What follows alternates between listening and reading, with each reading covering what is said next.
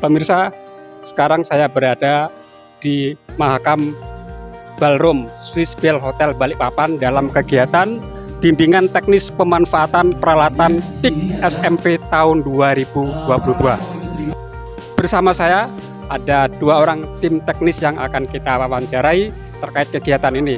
Kita sapa dulu dengan, mohon maaf, perkenalkan dulu Bapak. Baik, terima kasih. Nama saya Aris Priyansah, saya tim teknis TIK SMP di Direktorat SMP. Sama saya Taufik Sugihandayana, saya juga tim teknis SMP dari TIK. Apa latar belakang diadakan kegiatan ini Pak Aris? Yang menjadi alasan atau latar belakang daripada kegiatan ini memang kita fokusnya ke pemanfaatan ya, pemanfaatan peralatan TIK. Artinya bantuan yang telah disampaikan oleh pusat ataupun dari daerah yang selama ini dari tahun 2021 yang telah kita berikan itu memang harus bisa dimanfaatkan sebesar-besarnya untuk kepentingan sekolah dan tentunya fokus utamanya kepada peserta didik. Seperti itu mungkin Pak. Oke, jadi ini dilatar belakangi dengan adanya sebuah bantuan peralatan sih tahun sebelumnya ya, sehingga supaya ini betul-betul bisa bermanfaat dengan baik, maka difasilitasi dengan kegiatan ini. Kalau tujuan yang lain mungkin di selain itu gimana menurut Pak Taufik? Silakan Pak Taufik. Baik, terima kasih Pak atas pertanyaannya.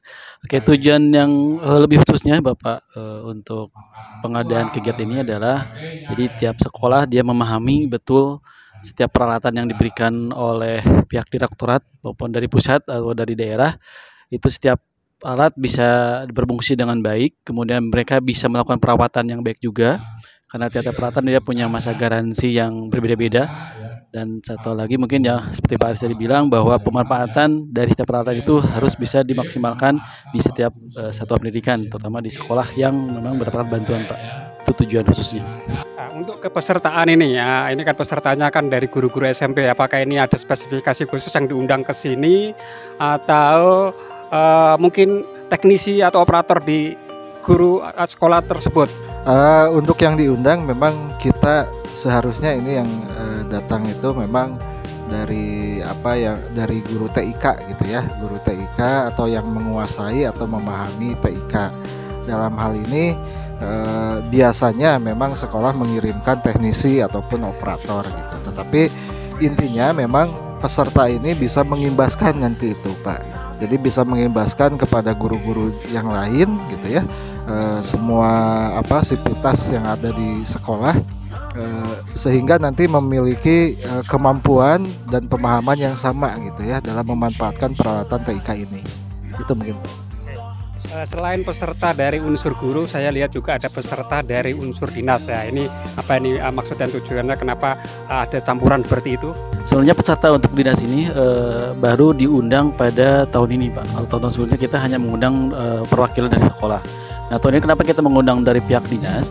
Karena bantuan atau karena BIMTEK yang kita katakan ini adalah bantuannya dari dana DAK, sehingga dinas pun dari pihak yang berkepentingan berwenang itu mempunyai kepentingan juga untuk kita berikan informasi agar mereka bisa mendorong nantinya kepada pihak sekolah.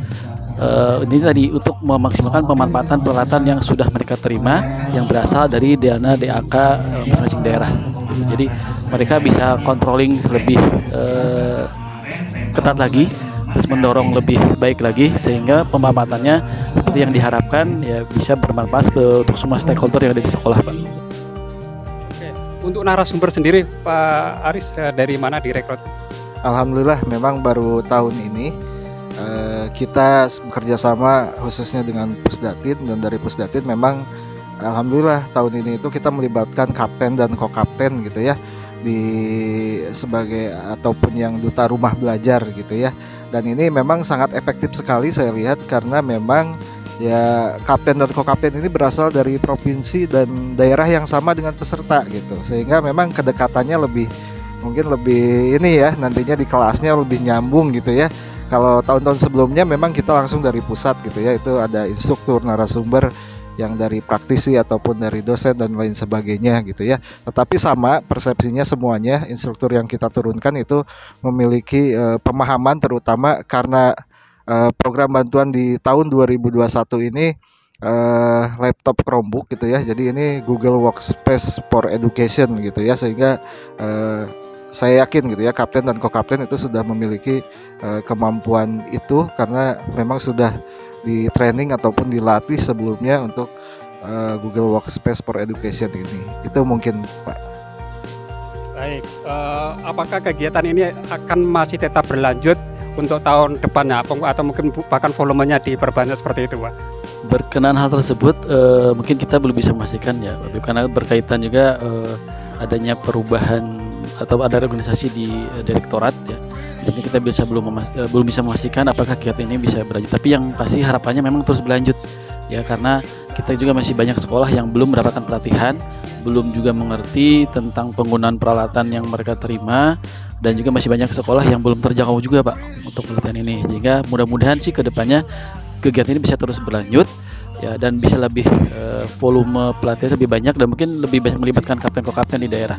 Karena seperti tadi Pak Aris juga bilang betul sekali, karena rasa kedekatan, terus mereka juga nggak canggung gitu pada saat mereka berkomunikasi, berdiskusi di kelas dengan siswa atau narasumber yang berasal di daerah yang sama. Seperti itu aja Pak.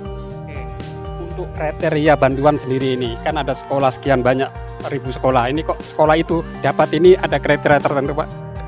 Ini sepemahaman saya memang yang kami tahu kalau dari pusat itu ada filternya gitu Pak ya. Jadi ada sekolah prioritas gitu ya. Kita tentu saja dari Dapodik Pak semuanya. Filternya tentu saja kita mengutamakan yang sekolah yang belum pernah mendapatkan bantuan gitu ya. Tetapi itu juga tergantung kuotanya. Artinya kuota dalam hal ini karena tergantung anggaran yang sudah ditetapkan oleh pemerintah gitu ya, terutama untuk Direktorat SMP. Jadi harapannya memang ingin semuanya kita itu yang belum dapat bantuan. Tetapi kan sekolah kita itu banyak ya di Indonesia ini. Ya kita memang masih menjadi PR bagi kita bersama, karena memang belum semua sekolah yang bisa mendapatkan bantuan. Tetapi intinya untuk Bapak Ibu semuanya, sekolah yang mendapatkan bantuan itu ya kita filter atau filtering awalnya itu dari Dapodik gitu ya, yang belum mendapatkan peralatan TIK gitu ya. Kemudian yang ada kategori untuk 3T juga gitu ya, seperti itu. Untuk kegiatan selama 2-3 hari ini Pak Topik, adakah evaluasi serta pesan dan harapan kepada masyarakat terkait kegiatan ini? Ya kalau saya dari pribadi saya lihat sih sudah sangat baik ya Pak. Seperti yang tadi saya bilang bahwa dengan melibatkan kalau misalnya putra daerah lah ya, itu bisa lebih dimaksimalkan lagi untuk masalah komunikasi dan koordinasinya nanti ke depannya. Ya harapannya ya mungkin untuk dinasnya juga, untuk dinas tempat juga, kepada kapten juga bisa lebih banyak juga melakukan komunikasi dengan sekolah. Ya sehingga pada saat mereka meminta bantuan, misalnya untuk melakukan pelatihan apapun, ya kapten sudah siap ya untuk membantu mereka datang ke sekolah, atau mungkin bisa di satu tempat banyak sekolah lakukan pelatihan bareng-bareng ya. Dan seperti yang sudah dilakukan tadi selama 2 hari ini ya, langsung praktek ya, atau best practice yang bisa mereka ikuti, sehingga aplikasi atau aplikatif untuk di sekolahnya masing-masing ya, sesuai kebutuhan di sekolahnya masing-masing. Begitu aja Pak. Pemirsa, demikian tadi wawancara atau bincang-bincang kami dengan tim teknis pada kegiatan bimbingan teknis pemanfaatan peralatan SMP tahun 2022. Terima kasih Pak Aris. Terima kasih juga Pak Topik.